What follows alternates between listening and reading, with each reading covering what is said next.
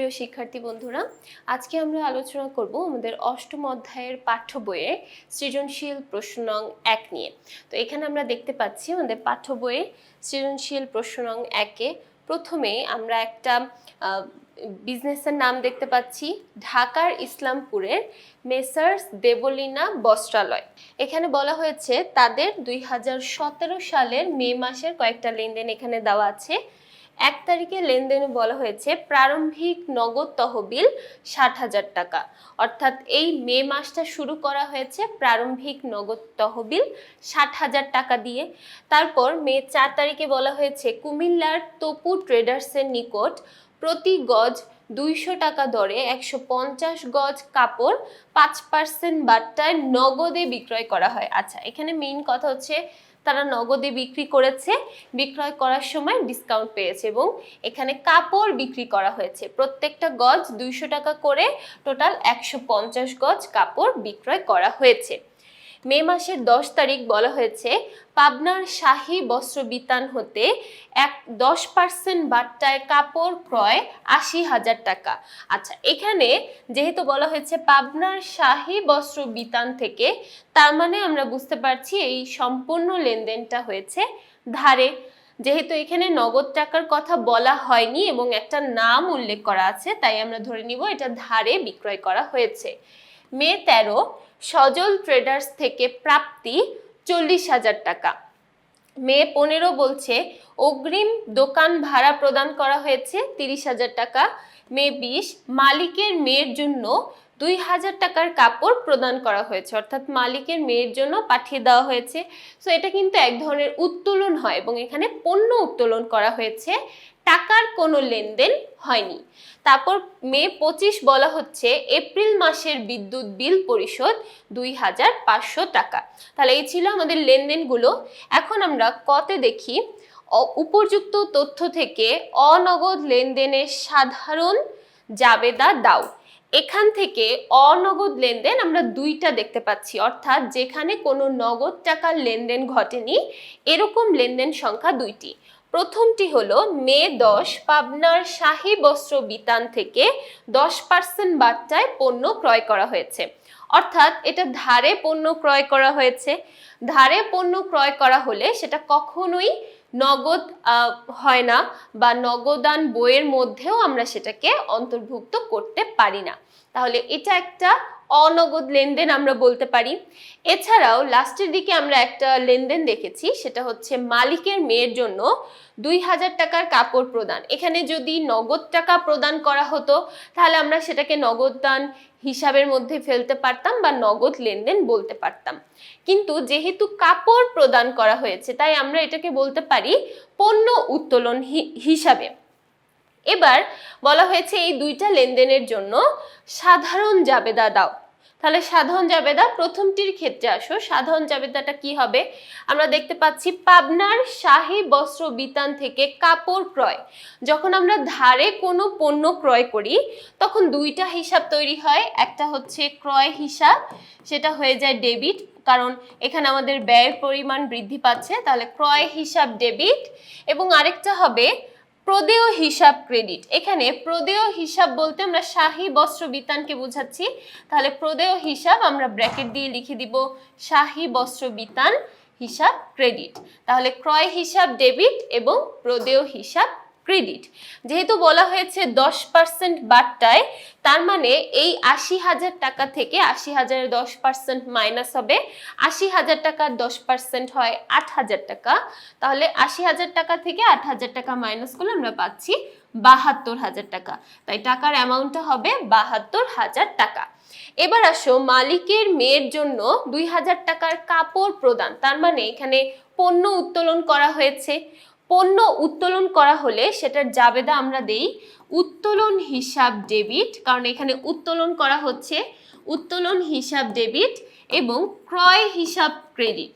যেহেতু পণ্য নামে কখনো কোনো হিসাব তৈরি করা যায় না, তাই আমরা এখানে পণ্য উত্তোলন বাবদ পণ্য নামে হিসাব না লিখে দিব ক্রয় হিসাব, কারণ সেই পণ্যটা কিন্তু একসময় না একসময় ক্রয় করা হয়েছিল, তাই উত্তোলন হিসাব ডেবিট এবং ক্রয় হিসাব ক্রেডিট। এটা গেল আমাদের ক নাম্বার প্রশ্নের উত্তর। এবার খ নাম্বার প্রশ্নে বলা হয়েছে মে 4 তারিখ, অর্থাৎ এখানে আমরা যে দেখতে পাচ্ছি মে 4 তারিখে বলা হয়েছে কুমিল্লার তপু ট্রেডার্সের নিকট প্রতি গজ 200 টাকা দরে 150 গজ কাপড় 5% বাট্টায় নগদে বিক্রয়। এই লেনদেনটার জন্য আমাদের ক্যাশ মেমো প্রস্তুত করতে হবে। তাহলে প্রথমে আমরা একটু দেখি ক্যাশ মেমোর প্যাটার্নটা বা ক্যাশ মেমোর ছকটা ঠিক কেমন হয়। আমরা এখানে প্রথমে লিখি আমাদের বিজনেসের নাম। এখানে আমরা বিজনেসের নাম একদম শুরুতেই দেখেছি, বিজনেসে বলছে ঢাকার ইসলামপুরের মেসার্স দেবলীনা বস্ত্রালয়। তাহলে আমাদের এখানে বিজনেসের নাম হচ্ছে দেবলীনা বস্ত্রালয়। চাইলে আমরা এখানে লিখতে পারি ইসলামপুর ঢাকা, কারণ এখানে ঠিকানাটাও কিন্তু বলা হয়েছে ইসলামপুর ঢাকা।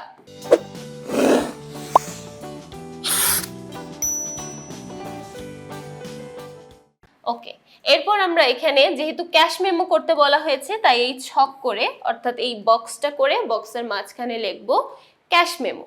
এবার এই সাইডে আমাদের সবসময় শুধুমাত্র তারিখটাই থাকে ক্যাশ মেমোর ক্ষেত্রে, এবং এই সাইডে আমরা অনেক কিছু উল্লেখ করব। প্রথমে আমাদের উল্লেখ করতে হবে ভাউচার নম্বর, অর্থাৎ যে ভাউচারের মধ্যে আমরা এই বিক্রয়টা উল্লেখ করেছি সেই ভাউচারের নাম্বারটা এখানে দিতে হবে, ক্রেতার নাম দিতে হবে। এখানে আমাদের ক্রেতার নাম ছিল তপু ট্রেডার্স, সেটার ঠিকানা আমরা লিখলাম কুমিল্লা। আমাদের বলা ছিল কুমিল্লার তপু ট্রেডার্সের নিকট কাপড় বিক্রি করা হচ্ছে। তাহলে ক্রেতার নাম তপু ট্রেডার্স, ঠিকানা কুমিল্লা। এবার আমাদের বলা হয়েছে আমরা কাপড় বিক্রি করেছি 150 গজ কাপড় 200 টাকা করে। 150 গজ কাপড় প্রতি গজের দাম 200 টাকা। তাহলে দুইটা যদি আমরা গুণ করি আমাদের টাকার পরিমাণ দাঁড়াচ্ছে 30,000 টাকা।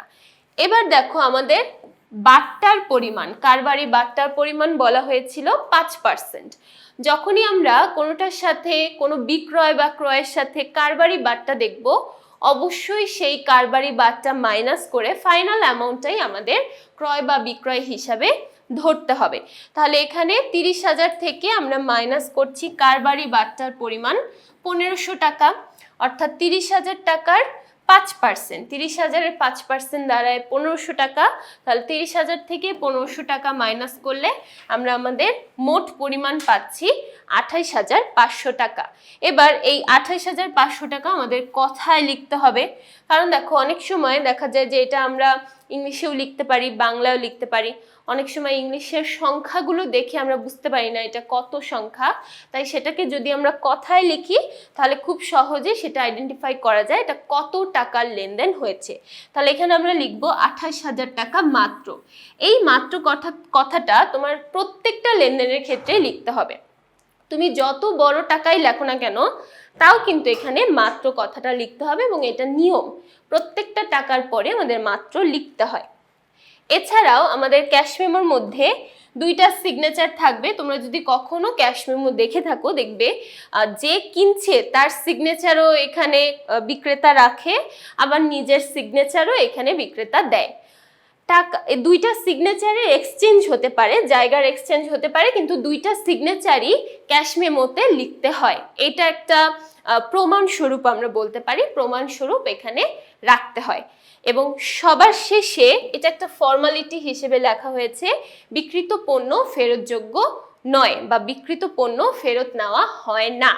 এটা প্রায় প্রত্যেকটা ক্যাশ মেমোতে কিছু না কিছু কন্ডিশন দেওয়া থাকে বিশেষ দ্রষ্টব্য হিসেবে, তাই এখানেও বিশেষ দ্রষ্টব্য দেওয়া হয়েছে। তাহলে এটা গেল আমাদের ক্যাশ মেমো। এরপর আমরা চলে যাই আমাদের পরবর্তী প্রশ্ন। যেহেতু অষ্টম অধ্যায় থেকে সৃজনশীল, তাই অবশ্যই এখানে একটা নগদান বই রিলেটেড প্রশ্ন থাকবে। আমরা এখানে দেখতে পাচ্ছি নগদান বইয়ের প্রশ্ন দেওয়া আছে। এখানে বলা হয়েছে এক ঘরা নগদান বই প্রস্তুত করো, এক ঘরা নগদান বই। আচ্ছা, তাহলে এখান থেকে আমরা যে দুইটা দেখেছি অনগদ লেনদেন, একটা হচ্ছে 10 এবং আরেকটা হচ্ছে 20, তাহলে এই অনগদ লেনদেন দুইটা কিন্তু আমাদের নগদান বইয়ের মধ্যে আসবে না। এই দুইটা লেনদেন ছাড়া অন্যান্য যা যা লেনদেন আছে প্রত্যেকটা লেনদেনই কিন্তু আমাদের নগদান বইয়ের মধ্যে চলে আসবে। তাহলে আমরা দেখি কি কি লেনদেন নগদান বইয়ে এবং কিভাবে আসে। তো আমরা প্রথমে নগদান বইয়ের ছকটা একটু দেখি। যেহেতু আমাদের এক ঘরা নগদান বই প্রস্তুত করতে বলা হয়েছে, তাই উভয় পাশে অর্থাৎ ডেবিট পাশেও আমাদের একটা নগদের ঘর, আবার ক্রেডিট পাশেও আমাদের একটা নগদের ঘর থাকবে। ডেবিট পাশে আমরা শুধুমাত্র প্রাপ্তিগুলো লিখব, ক্রেডিট পাশে আমরা প্রদানগুলো লিখব। তাহলে প্রথমে দেখি আমরা মে মাসের 1 তারিখ প্রারম্ভিক নগদ তহবিল। তাহলে এটাকে আমরা লিখব মে 1।